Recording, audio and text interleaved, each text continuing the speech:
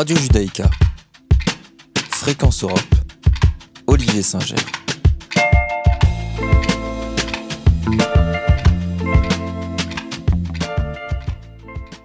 Bonjour à toutes et à tous, je suis ravi de vous retrouver pour l'émission européenne de Radio Judaïka, RCF Alsace, réalisée avec le Centre Europe Direct de Strasbourg.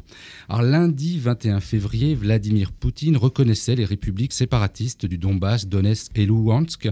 2 jours plus tard, le 24 février, une étape sans précédent était franchie. La Russie, par son président, annonçait une opération de grande envergure sur tout le territoire ukrainien, dont la capitale Kiev, pour dénazifier son voisin pro-occidental qui mènerait, selon ses mots, un génocide contre les russophones. Depuis, les tensions continuent de monter, les sanctions contre la Russie se multiplient, tandis que Vladimir Poutine brandit la menace nucléaire. Pour mieux comprendre et décrypter ce conflit, nous sommes ravis de recevoir dans nos studios Emilia Koustova, maître de conférences en civilisation russe à l'Université de Strasbourg et chercheuse au laboratoire Groupe d'études orientales, slaves et néo-helléniques. Bonjour Madame Koustova. Bonjour. Alors, comme je le disais, l'idée de cette émission est de faire un peu un décryptage, une analyse de la situation, mais de la situation récente, pas seulement du conflit que nous vivons aujourd'hui. Alors, l'Ukraine est une ancienne république soviétique, devenue indépendante en août 91, juste après la chute de l'URSS, suite à un référendum d'autodétermination. Si au départ, le pays a conservé des liens très forts avec Moscou, avec la Russie, des tensions sont apparues assez rapidement dès les années 2000-2004. Quelles sont pour vous les origines de ce conflit ? Alors, je pense qu'avant tout, la Russie elle-même, qui a acquis au même moment son indépendance, et il faut dire que ce soit en août 91 ou en décembre 91, quand la séparation, le divorce a été vraiment signé par les 15 républiques soviétiques, la Russie était plutôt confiante et enthousiaste à l'idée de rester un peu seule, mais quand même un très grand État, et donc de tourner une page de l'histoire soviétique et du régime soviétique qu'on était nombreux à ce moment-là à critiquer, à dénoncer, à rejeter. Cependant, cette période qu'on a appelée à l'époque la période de transition politique, économique, sociale, elle a été très difficile partout dans l'espace post-soviétique, en Russie comme en Ukraine. Et cette transition douloureuse a conduit rapidement à provoquer en Russie notamment un sentiment de regret, de nostalgie par rapport à ce qui était désormais vu comme un passé glorieux, un passé aussi d'une plus grande sécurité sociale pour beaucoup. Et cela, bien sûr, croisait des sentiments nationaux, voire nationalistes, que les Russes ont toujours portés, tout comme on peut les porter aussi les Ukrainiens, les Lituaniens, les Azéris, etc. Et donc, ensuite, on avait donc déjà ce ressentiment présent dans une partie de la société et de la population russe dans les années 90. Et puis, avec l'arrivée au pouvoir de Vladimir Poutine en 2000, ce ressentiment, ce désarroi aussi qui accompagnait la disparition d'un grand empire et des tentatives de construire un État-nation, mais un État aussi multi-ethnique, multinational qu'était restée la Fédération de Russie.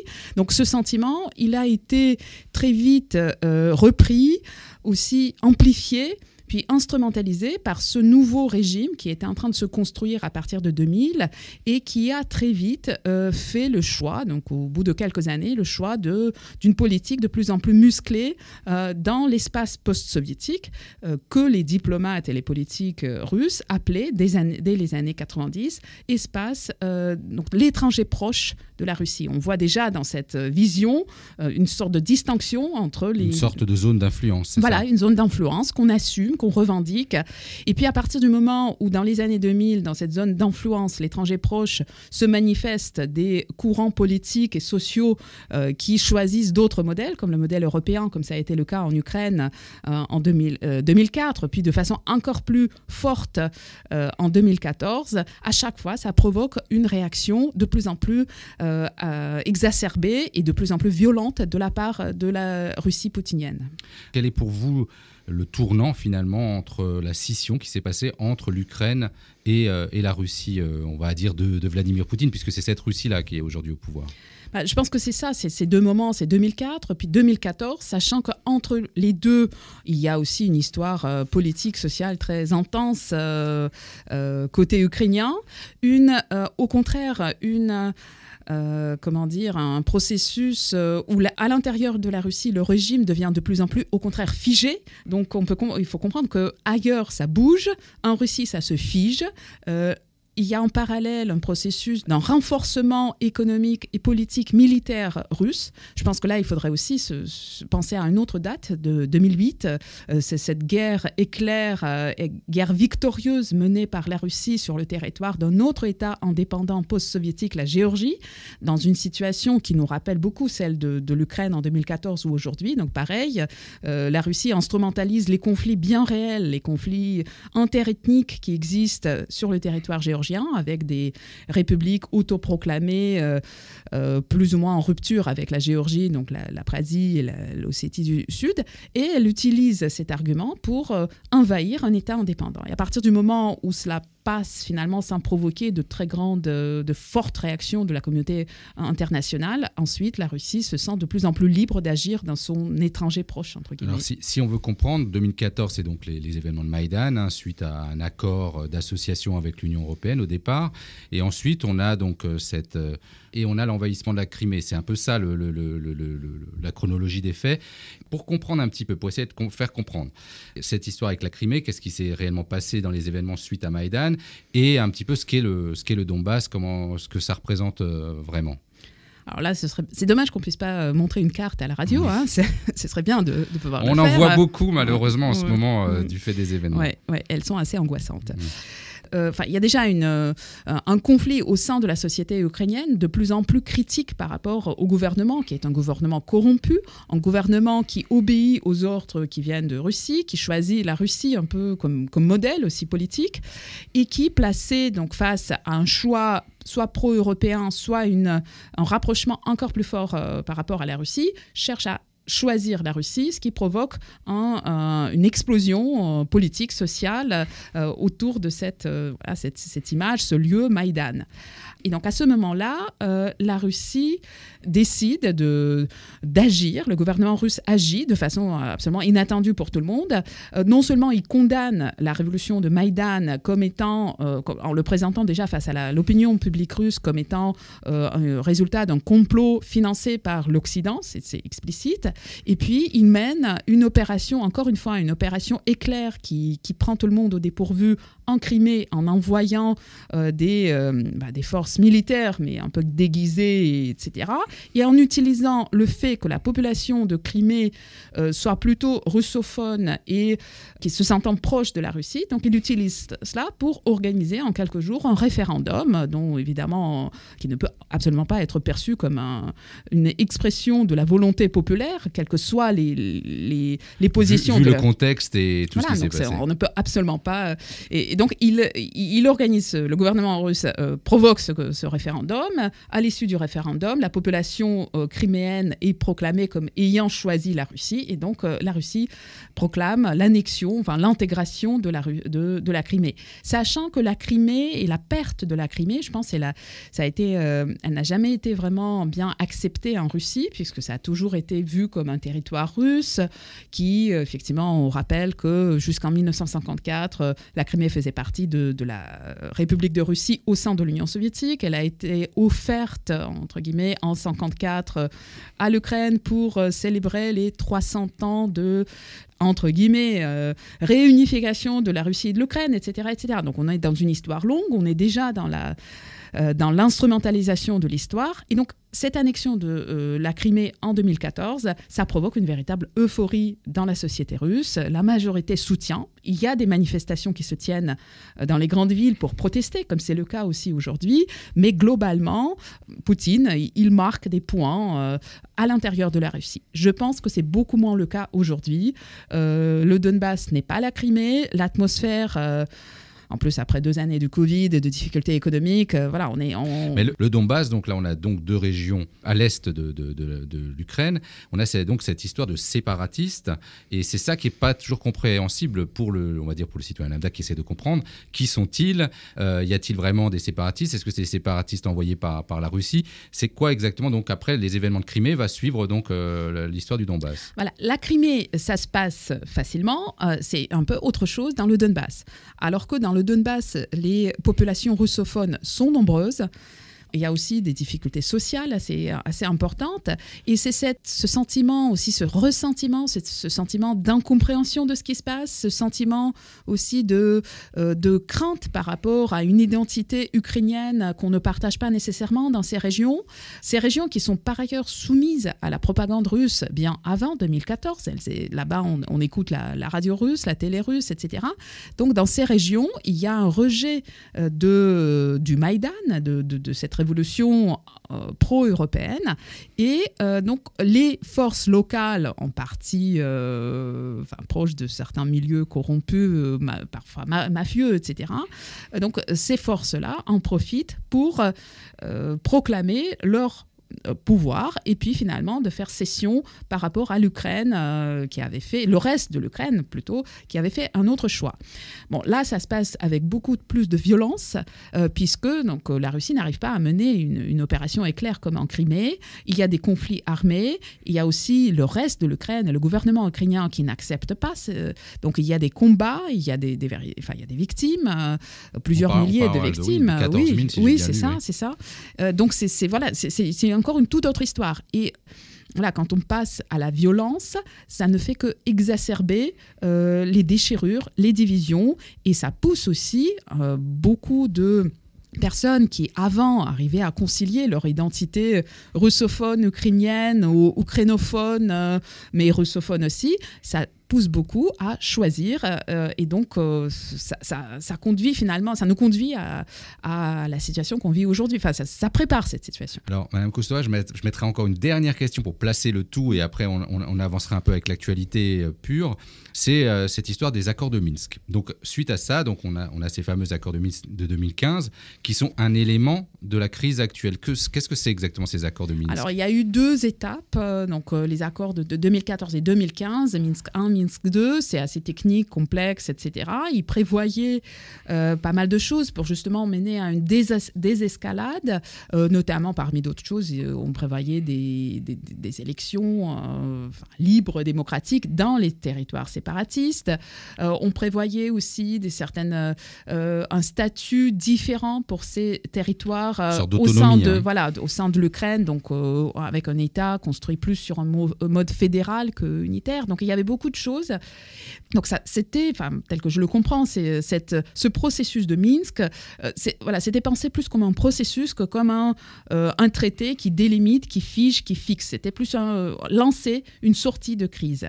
Ces accords ont été assez peu respectés par des 2 côtés, et ce respect imparfait des 2 côtés de ces accords, ça a été très fortement instrumentalisé aussi par la Russie, qui accuse bien sûr uniquement le gouvernement de Kiev de ne pas avoir respecté les accords et en y ajoutant des accusations absolument fantaisistes de génocide, etc., etc.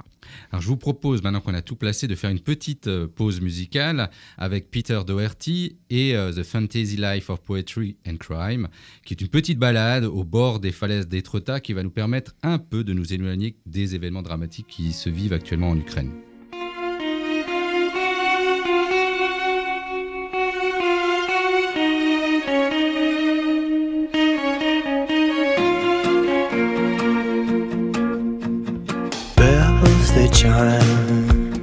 Bells they chime in time to a vicious slow whine on the chainsaws grind in the summertime.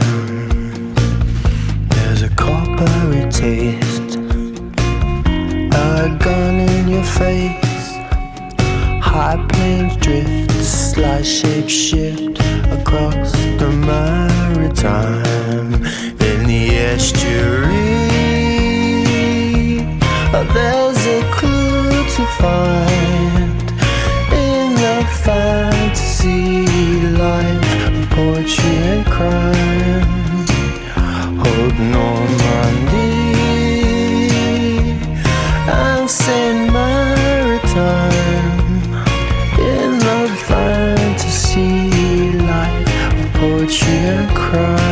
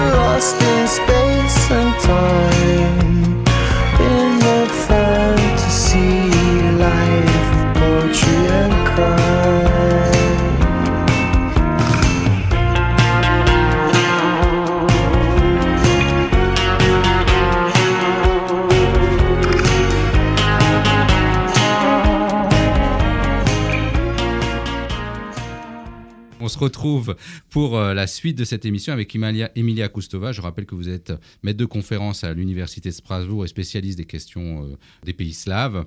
Maintenant, voilà, on a placé le tout. On arrive donc aux accords de Minsk qui n'aboutissent à rien, un processus qui n'avance pas.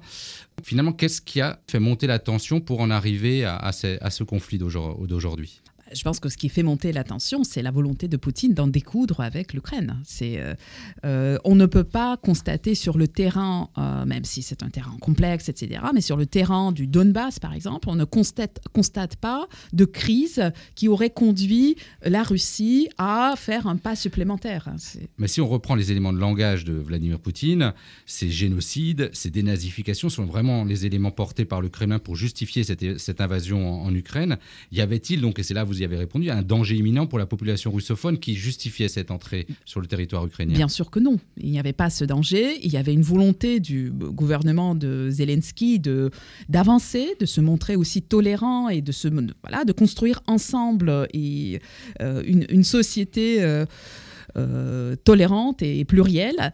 Et puis, donc, en revanche, du côté russe, il y a à la fois cette volonté d'en découdre et puis d'obtenir des garanties face à une menace qui est en partie construite par le gouvernement lui-même. C'est-à-dire qu'à nouveau, dans les relations internationales et au sein de l'OTAN, il n'y a rien eu de tel qui aurait c'est la justification du danger de l'OTAN qui s'approche, quoi. Voilà, mais alors que l'OTAN n'a pas bougé. Donc l'OTAN avait déjà bougé dans les années 80, à la fin des années 90, dans les années 2000, etc. Il n'a pas bougé depuis 2 ans, 3 ans, 4 ans. Donc c'est une sorte d'un dragon qu'on construit en Russie, et on mobilise aussi cette référence que vous avez évoquée, la dénazification, le génocide, c'est encore autre chose. Ce qui est intéressant aussi, c'est de voir comment se combinent des moments, des images fortes pour l'imaginaire russe depuis la Seconde Guerre mondiale. Donc la dénazification, bien sûr, c'est la référence à la victoire soviétique, qui aujourd'hui est vraiment instrumentalisée pour donner une légitimité au gouvernement et à la Russie sur la scène internationale. Quand on regarde, on est frappé par les prises de parole des responsables russes quand ils disent littéralement la victoire de mai 1945 nous donne le droit de lutter contre le nazisme partout dans le monde et en Europe. Ils le disent noir sur blanc. Donc ce serait une sorte de droit moral, de droit suprême que la Russie aurait gagné grâce à sa victoire dans la Seconde Guerre mondiale. Et puis à cela s'ajoutent des références, je dirais, beaucoup plus modernes, comme celle du génocide. Donc, c'est une notion qui était absente du vocabulaire idéologique politique soviétique. On n'y faisait pas référence, sachant que d'ailleurs la Shoah avait été diluée dans la tragédie du peuple soviétique. Et tout cela, on l'utilise pour justifier l'injustifiable. Un autre élément du récit donc, de Vladimir Poutine, c'est le rejet de l'existence de l'Ukraine en tant qu'État lui-même. On a, lors de la conférence sur la sécurité organisée à Munich, les 21 février, on a Volodymyr Zelensky, qui est donc le président ukrainien, qui déclarait « Nous n'avons ni armes ni sécurité, mais nous voulons simplement avoir le droit d'exister ». Pour Poutine, l'Ukraine, la Biélorussie forment un seul peuple, c'est ça? Désormais, oui. Je dirais que maintenant, il est allé encore plus loin dans sa négation. Je pense que il faudrait faire ce travail, mais je pense au calme, de voir comment se cristallise et s'affirme cette négation. Je pense qu'il y a même 15 ans, elle n'allait pas aussi loin, même en 2014, ce n'était pas encore le cas. Aujourd'hui, effectivement, il considère qu'au fond, les trois peuples ne font qu'un seul, et que donc il nie à la fois l'identité ukrainienne, son droit, le droit d'exister comme peuple, comme nation. On voit aujourd'hui avec cette guerre les problèmes aussi des médias libres, et on a ces deux discours qui sont ces deux visions un peu du conflit, la vision, on va dire, ukrainienne qui est partagée par le monde occidental, qui nous est retransmise par des journalistes présents sur place, et la vision qui est présentée en Russie. Aujourd'hui, la Russie est tellement fermée que ça, elle ne peut plus voir ce qui se passe à l'extérieur. Comment ça se passe? En voulant, on peut. On a accès. Il y a une partie de la société russe qui s'informe ailleurs que sur les médias officiels. Bon, il y a parfois des barrières techniques qui sont dressées, mais il y a aussi des moyens de les contourner. Des VPN, des choses comme ça. VPN, torrent, etc., etc. Donc, bon, évidemment, dès qu'on dit ça, on comprend que ça ne peut pas concerner un citoyen lambda. Ce sont plutôt des jeunes des grandes villes qui le font. Mais sinon, en voulant, on peut s'informer, mais il faut s'informer ailleurs qu'à la télé, ailleurs que dans la majorité de la presse écrite. Pour la télé, il y a une seule quasiment chaîne télé mais qui n'est pas facile d'accès, qui est libérale et relativement libre, même si eux aussi, ils sont obligés de respecter les contraintes qui relèvent d'une véritable censure. Donc aujourd'hui, depuis le premier jour du conflit, les autorités russes ont dit que les médias russes avaient l'obligation de s'informer et de reprendre les informations de sources officielles, d'une part, et puis 2 jours plus tard, une nouvelle consigne explicite, ne pas utiliser les mots tels que guerre, intervention, agression, attaque, invasion, etc. Donc c'est officiel. Donc il y a cette chaîne télé qui existe encore. Il y a a priori un journal plus ou moins lu, Novaya Gazeta, dont le rédacteur en chef a eu le prix Nobel. C'était ce fameux site qui avait aussi fait un journal en 2 langues. En 2 langues, oui. Russe et ukrainien. Oui. Ouais, ça c'était super. C'était dès vendredi. Ils ont sorti ce journal en 2 langues, ce qui est bien sûr un message très fort. Mais voilà. Et puis il y a bien sûr tout ce qui est l'Internet, où il existe des médias qui n'existent que sur Internet, en langue russe, qui sont de grande qualité et qui essaient... Il n'y a plus d'opposition non plus, il n'y a plus de discours de l'opposition. Dans ce contexte-là, aujourd'hui, on n'entend personne d'autre. Oui, effectivement, mais c'est parce que l'opposition a été vraiment anéantie. Enfin, Navalny a été le dernier, quasiment. Bon, il y a encore quelques hommes et femmes politiques qui ne sont pas en prison, mais ils n'ont pas de parti sur lesquels ils pourraient s'appuyer. Donc, effectivement, l'opposition est quasiment inexistante. Alors, la question est, tout le monde se la pose, mais quels sont les véritables objectifs, selon vous, de Vladimir Poutine? Et la question qui sous-tend, est-ce que vous avez été surpris finalement par cette invasion? Oui, je vais être très franche, j'ai été très surprise. Bon, il y a bien sûr la dimension émotionnelle. On a du mal à croire que ce soit possible, que les chars russes marchent sur Kiev. Mais au-delà de cette dimension-là, je pense qu'on a été tous surpris. On a vu aussi quand même la sidération. Enfin, le mot sidération, c'est le mot qui a dominé, je pense, dans les médias francophones jeudi, avec à côté un autre mot, irrationalité. On a du mal à imaginer en fait une victoire, même si la victoire militaire, on la voit, parce qu'il y a quand même des forces très asymétriques en présence entre les Russes et les Ukrainiens, mais on s'imagine quelle victoire pourra-t-il avoir avec aujourd'hui, on voit bien que le sentiment national ukrainien est fort, et comment il va arriver à se maintenir, à rester et à occuper un pays tel que l'Ukraine. C'est la question que tout le monde se pose. Déjà, on essaie de comprendre ce qu'il veut au-delà des garanties. Donc, en décembre, il a exigé que de la part à la fois de l'Ukraine et de l'Occident et de l'OTAN notamment, des garanties du non-élargissement de l'OTAN et puis le retour en arrière sur certaines bases, etc. Donc ça, il va bien sûr maintenir cette revendication-là, mais il maintient aussi actuellement cette revendication parfaitement floue de dénazification, que je comprends comme une volonté de remplacer le gouvernement de Zelensky par un autre gouvernement qui sera beaucoup plus obéissant ou parfaitement obéissant à la Russie. Ce qu'il y avait avant, oui. Oui, et ce qui évidemment ne va pas être accepté par le peuple ukrainien, qui est extrêmement mobilisé et qui vraiment c'est assez et symboliquement, on a cette demande d'adhésion à l'Union européenne qui est arrivée hier et qui est un fort symbole, parce que maintenant, il va falloir revenir sur cette demande d'adhésion, qui est quand même une demande d'adhésion officielle. Oui, tout à fait. Et puis la troisième dimension, c'est la dimension territoriale. Jusqu'où va son ambition dans la matière du territoire? Est-ce que, déjà, il a dit, lundi 21 février, il a dit que la Russie reconnaissait les deux républiques autoproclamées dans les limites que ces deux républiques ont définies elles-mêmes pour elles-mêmes. Donc ça va beaucoup plus loin que ce qu'elles occupent actuellement. Et en plus, dans le discours de Poutine et de son entourage ces derniers jours, il a évoqué aussi des villes russophones du sud de l'Ukraine, ce qui signifierait que ça ne se limiterait pas aux deux régions. C'est celles qui sont à côté de la Crimée, c'est ça? Tout à fait. Donc plutôt sur les bords de la mer Noire. Donc c'est Mariupol, c'est potentiellement Odessa. Voilà. Donc jusqu'où ira cette ambition? Et on a eu déjà de l'autre côté des déclarations des pays occidentaux qui ont dit qu'ils n'allaient pas reconnaître toute concession territoriale faite dans ces conditions-là.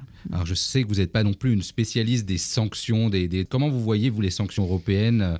Sont-elles, selon vous, à la hauteur? Vous aussi, pour les voir du côté russe, qu'est-ce que ça va produire? Est-ce que pour vous, c'est ce qu'il fallait faire? Comment vous voyez-vous ces sanctions, je dirais, européennes, mais aussi, on va dire, des autres partenaires de l'Union européenne? Je pense que ces sanctions sont déjà allées plus loin que ce que Poutine et son entourage attendaient. Bon, ils étaient en partie préparés, puisqu'il y a quand même déjà 8 ans ou 7 ans d'expérience de sanctions, donc ils ont eu le temps de voir comment agir. Je pense que ça est allé plus loin. On peut imaginer que ces sanctions provoquent rapidement une grande dérégulation, une déstabilisation du marché financier en Russie, mais aussi tout simplement de la sphère bancaire. Donc on a vu déjà des signes avec des distributeurs de billets fermés ou des queues qui se forment. Et de la valeur du rouble, bien sûr, même si ce n'est pas la première chute que les Russes de leur devise nationale que les Russes vivent depuis 30 ans, mais quand même. Voilà, donc je pense que on peut imaginer des répercussions fortes et rapides, et j'imagine que, mais comme vous l'avez dit, je ne suis pas spécialiste des sanctions, mais je pense que c'est ce que visent les gouvernements occidentaux quand ils optent pour ces sanctions-là. Et on peut imaginer une population qui se retournerait contre Vladimir Poutine. C'est là l'idée, on se dit que finalement, si nous, personne ne peut y arriver, est-ce que c'est la population en elle-même qui pourrait finalement se dire, nous, on en a assez de Vladimir Poutine? On a vraiment du mal à le voir, parce que aussi les miroirs ou les baromètres dont on dispose, ils sont en nombre limité. Il y a les sondages d'opinion qui, ces dernières semaines, soutenaient, mais sans beaucoup d'enthousiasme, mais qui considéraient qu'en fait la guerre est déjà en cours. Et là, cette opinion publique, elle reprend le discours officiel et de propagandiste qui dit la guerre a commencé en 2014, tout simplement, maintenant on veut en sortir. Et il y a ce soutien, mais assez tiède d'une partie de la population. Il y a une autre partie de la population qui est sidérée, qui pour une minorité proteste, et donc là je crois qu'on est à plus de 6000 arrestations depuis quelques jours, donc des gardes à vue, des arrestations, etc. Il y a une pétition russe sur Change.org qui a rassemblé en 5 jours plus d'1 million de signatures. C'est beaucoup pour la Russie, c'est peut-être peu pour la France, c'est beaucoup pour la Russie. Voilà, donc il y a quand même des signes d'un rejet plus ou moins clair de cette politique, mais qui n'est pas encore partagé par des couches suffisamment larges pour que ça pèse sur la politique poutinienne. Alors, Mme Cousteau, j'aimerais terminer cette émission. Alors je sais que là aussi, les choses évoluant très vite, et on voit bien que sur le front, c'est très difficile ces derniers jours. Quelle pourrait être finalement la sortie de crise ? Espérons peut-être que la raison n'ait pas complètement quitté le camp russe et les élites russes.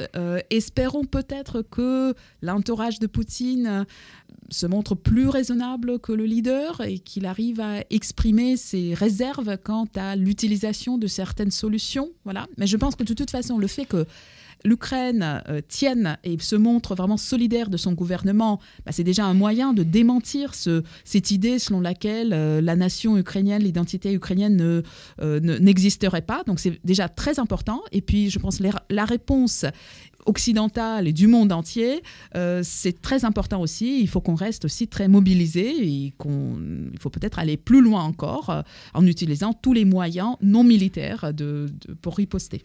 Alors merci Madame Koustova de nous avoir consacré ces quelques minutes là pour cette émission. Je pense que vous nous avez éclairé sur de nombreux points. Je rappelle que vous êtes donc maître de conférence en civilisation russe à l'Université de Strasbourg et chercheuse au laboratoire Groupe d'études orientales slaves et néo-helléniques. Merci beaucoup. Merci.